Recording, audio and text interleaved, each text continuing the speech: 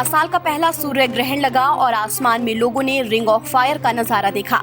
भारत समेत दुनिया भर के देशों में रिंग ऑफ फायर का खूबसूरत नजारा दिखाई दिया। हालांकि कई जगहों पर आसमान में बादल छाने की वजह से रिंग ऑफ फायर नहीं दिखाई दिया। कांग्रेस नेता राहुल गांधी ने एक बार फिर पीएम नरेंद्र मोदी पर निशाना साधा है। गलवान संकट को लेकर राहुल गांधी ने पीएम मोदी पर निशाना साधते हुए कहा कि नरेंद्र मोदी वास्तव में सरेंडर मोदी हैं। राहुल गांधी ने जापान टाइम्स के एक खबर को शेयर करते हुए ये बात कही। जापान टाइम्स में भारत की मौजूदा नीति को चीन की तुष्टीकरण वाला बताया गया है। वहीं बीजेपी ने राहुल के इस बयान पर पलटवार किया है। राहुल गांधी की टिप्पणी पर बीजेपी ने पलटवार करते हुए कहा कि राहुल जिस भाषा का इस्तेमाल कर रहे हैं, ऐसा दुश्मन देश के नेता भी नहीं कर रहे। उन्हें इसके लिए माफी मांगनी चाहिए। बीजेपी ने कहा कि राहुल गांधी सारी मर्यादा तोड़ रहे हैं।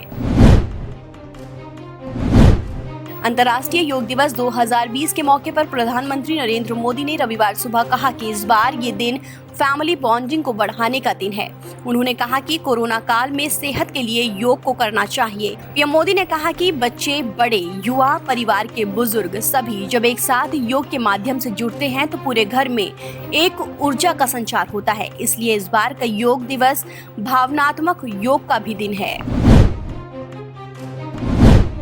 भोपाल से बीजेपी सांसद प्रज्ञा ठाकुर ने पीएम मोदी के आत्मनिर्भर भारत अभियान की शुरुआत की। बीमारी से इलाज के बाद लौटी साध्वी प्रज्ञा सिंह ठाकुर लॉकडाउन के बाद पहले कार्यक्रम में लोगों के बीच पहुंची। इस दौरान संकट काल में अपने ही देश के प्रधानमंत्री पर सवाल खड़े करने वालों को साध्वी ने देशद्रोही बताया।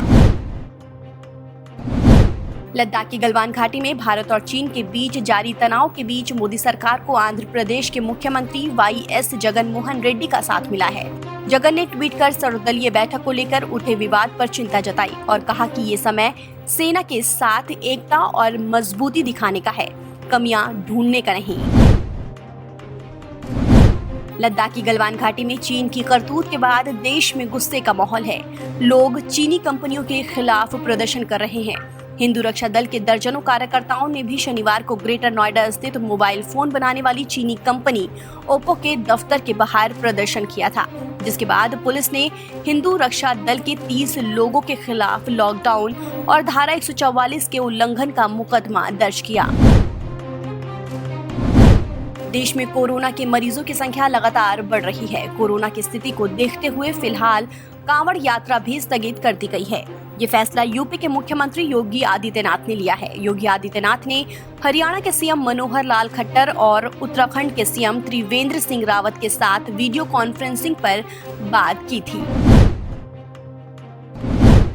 दुनिया में फैली कोरोना महामारी के लिए अमेरिकी राष्ट्रपति डोनाल्ड ट्रंप ने एक बार फिर चीन को कसूरवार ठहराया है। ट्रंप का मानना है कि दुनिया में कोरोना वायरस फैलने के पीछे चीन का हाथ है। अमेरिकी राष्ट्रपति ने कोरोना को चीन से जोड़ते हुए इसे कुंग फ्लू का नाम दिया है। दक्षिण कश्मीर में सुरक्षा बलों ने रविवार को 2 अलग-अलग एनकाउंटर में 4 आतंकियों को मार गिराया। सबसे पहले सुरक्षा बलों ने सोपिया जिले में एक आतंकवादी को मार गिराया। इसके बाद श्रीनगर के जादीबल में सर्च ऑपरेशन के दौरान हुई मुठभेड़ में 3 आतंकियों को सुरक्षा बलों ने मार गिराया।